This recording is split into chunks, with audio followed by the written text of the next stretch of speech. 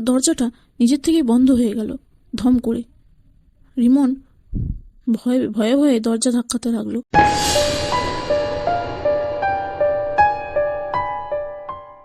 রিমন কলকাতায় নতুন চাকরি পেয়েছিল। অনেক খোঁজাখুঁজির পরে সে একটা পুরনো ফ্ল্যাট ভাড়া নেয়। ফ্ল্যাটটা বড়, সুন্দর আর ভাড়াও অদ্ভুতভাবে খুব কম। বাড়িওয়ালা এক বৃদ্ধ লোক। চাবি দেওয়ার সময় শুধু একটা কথাই বলেছিল, বাবা, যাই হোক ডান পাশের শেষ ঘরটা কখনো খুলবে না। রিমন হেসে বলেছিল, আরে কাকা, এসব ভূতের গল্প আমি বিশ্বাস করি না।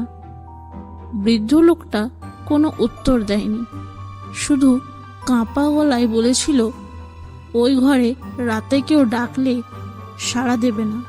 প্রথম কয়েকদিন সবকিছু ঠিকঠাকই ছিল, কিন্তু চতুর্থ রাত থেকে অদ্ভুত ঘটনা ঘটতে শুরু হলো। রাত ঠিক 3টার সময় ঠক ঠক শব্দটা আসতো সেই বন্ধ ঘর থেকে। প্রথমে রিমন ভাবল ইঁদুর বা পুরনো কাঠের আওয়াজ হতে পারে, কিন্তু প্রতিদিন একই সময়ে একই শব্দ। এক রাতে সে দরজার কাছে কান রাখল। ভেতর থেকে খুব আস্তে একটা মেয়ের গলা শোনা গেল। দরজাটা খোলো। রিমনের বুকের ভেতরটা ঠান্ডা হয়ে গেল। সে পিছিয়ে এলো। পরদিন বাড়িওয়ালাকে সব বলতেই লোকটার মুখ ফ্যাকাশে হয়ে গেল। বাড়িওয়ালা বলল, 20 বছর আগে ওই ঘরে একটা মেয়ে আত্মহত্যা করেছিল। তারপর থেকে যে ওই দরজা খুলেছে সে আর আগের মতো থাকেনি। রিমন এসব শুনে হাসল।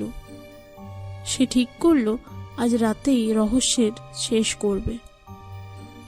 সেদিন রাত 3টায় আবার সেই শব্দ শুরু হলো, ঠক ঠক, এর সাথে ফিসফিস আওয়াজ। আমাকে বের করো। রিমন সাহস করে পুরনো চাবিটা নিয়ে দরজার তালা খুলল। দরজাটা ধীরে ধীরে খুলে গেল।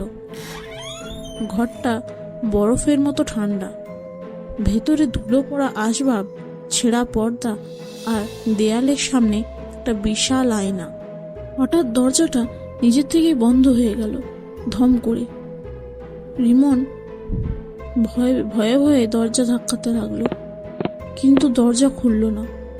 ঠিক তখনই সে দেখল আয়নায় তার প্রতিবিম্ব দাঁড়িয়ে আছে, কিন্তু সে যা করছে প্রতিবিম্বটা তা করছে না, বরং সেটা ধীরে ধীরে মাথা কাত করে হাসছে।